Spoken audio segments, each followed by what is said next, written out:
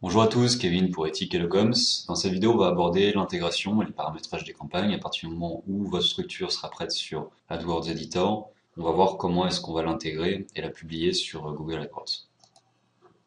Donc on a ici notre compte, on a établi le listing mots-clés, on a structuré notre compte, on a renseigné les URL de destination et édité l'ensemble des annonces. Donc là, on est prêt à intégrer les modifications. Donc voilà, l'intégration est faite. Donc à partir de là, on va se rendre sur notre compte AdWords et on va voir qu'ici, on a l'ensemble de nos campagnes qui ont été intégrées. Donc la première chose, une fois que vous aurez intégré vos campagnes, ça va être de vérifier si le paramétrage de vos campagnes est correct.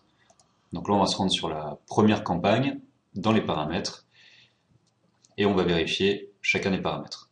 Donc dans un premier temps, le type, vous allez avoir différents types de campagnes, donc sur le réseau de recherche, sur le réseau display. Vous, ce qui vous intéresse, c'est d'avoir des campagnes sur le réseau de recherche uniquement. Toute fonctionnalité, vous l'activez, ça vous permet d'avoir des fonctionnalités supplémentaires telles que le calendrier de diffusion, la rotation des annonces, etc. Ici, annonces pour les offres produits, c'est pour des campagnes shopping d'annonces produits. Annonces dynamiques au réseau de recherche, ce sont des annonces qui sont éditées automatiquement par rapport au contenu du site, ça ne nous intéresse pas ici.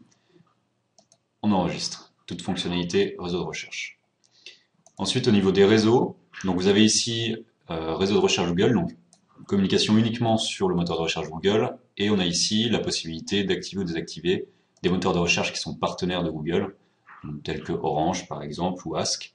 Laissez-le activer, ça vous permet d'avoir un peu plus de volume, et vous pourrez faire des rapports derrière, voir si ces réseaux partenaires fonctionnent ou non, et les activer, désactiver le cas échéant. Les appareils, donc là ici ça nous permet en fait d'avoir un ajustement des enchères en fonction des appareils. Si votre site n'est pas adapté au mobile, et que vous avez l'assurance que les performances seront pas bonnes puisque l'expérience utilisateur sera pas bonne, vous pourrez diminuer l'enchère de 100%, ce qui vous permettra de ne pas communiquer sur mobile. À la différence, si votre annonceur est un annonceur qui est très porté sur le mobile, vous pourrez avoir une augmentation des enchères par rapport à ce que vous allez pouvoir enseigner sur le search de façon à être mieux référencé sur le mobile. Donc on revient dans les paramètres. Les zones ciblées, donc là vous ciblez le pays qui vous intéresse. Là ici dans notre cas ce sera la France. Donc là dans les options de situation géographique, tout simplement, je vous donne un exemple pour que ce soit plus simple. Imaginons que vous cibliez la région parisienne. Si vous sélectionnez ici dans la cible cette première option, vous allez ressortir auprès des personnes qui sont en région parisienne et auprès des personnes qui, dans leur requête, ont une notion de localité par rapport à la région parisienne, par exemple Paris. Si vous cliquez ici, vous ne ressortirez que sur les personnes qui sont présentes en région parisienne. Quelqu'un qui est à Bordeaux et qui tape une requête avec Paris ne ressortira pas, puisque c'est uniquement les personnes qui seront à Paris.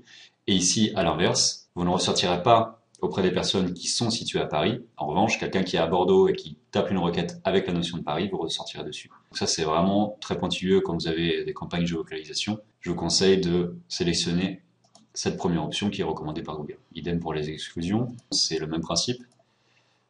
La langue, français, donc ça correspond à la langue du navigateur. Ici, on va mettre français, on ressortira uniquement auprès des personnes qui ont leur navigateur en langue française. La stratégie d'enchère, donc là, on va avoir différentes choses. La première, ça va être, je définis manuellement mes enchères, donc c'est vous qui décidez de l'enchère que vous voulez mettre. Ici, on va avoir une autre option qui va permettre à Google de définir l'enchère qui va vous permettre d'avoir le maximum de clics par rapport au budget de votre campagne, avec possiblement une limite d'enchère au CPC pour ne pas dépasser un certain seuil.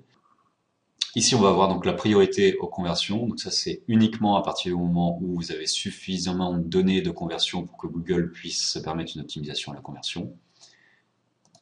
Et stratégie d'enchères personnalisée, ça c'est quand vous avez édité les stratégies d'enchères, mais ça c'est quand vous avez déjà lancé vos campagnes et que vous voyez déjà comment se comportent vos campagnes. Donc on va rester sur ce premier point qui vous permet de définir manuellement vos enchères pour les clics. C'est important de le faire dans le cadre du GOMS, de conserver cette donnée-là, puisque ce sera à vous d'optimiser manuellement vos campagnes et non à Google de le faire. Au niveau du budget, on l'a déjà paramétré initialement. Mode de diffusion.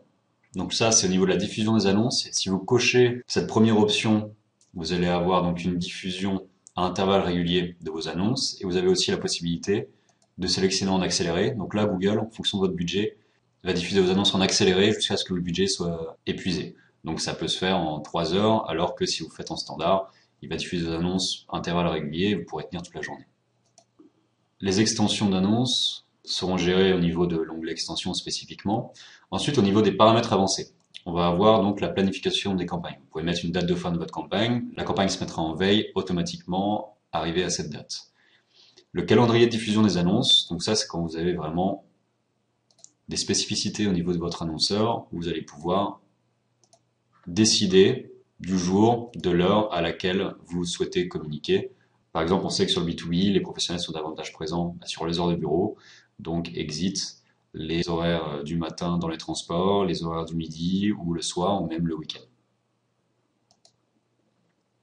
Donc on revient dans les paramètres.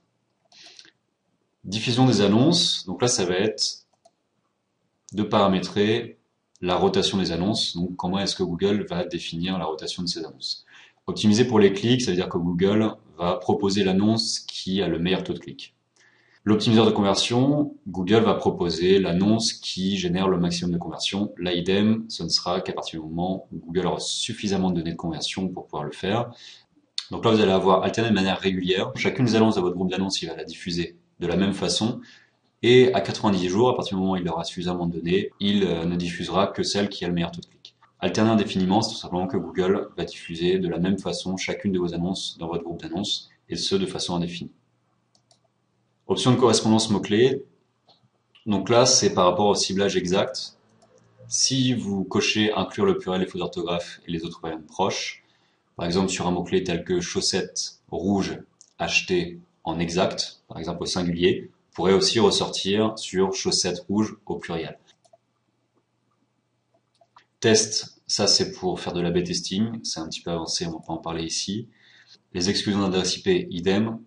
Et l'URL de suivi dynamique, on va pas en parler ici, c'est un petit peu avancé. Voilà, une fois que vous aurez paramétré votre première campagne, il faudra faire ce même travail sur l'ensemble de vos campagnes. Vous pouvez utiliser ici une vue un petit peu plus macro sur laquelle vous pourrez sélectionner l'ensemble de vos campagnes, les modifier et appliquer par exemple les paramétrages que vous avez déjà fait. Par exemple ici sur notre première campagne, vous pourrez dupliquer le paramètre sur l'ensemble de vos campagnes. Ça vous permet de gagner un petit peu de temps.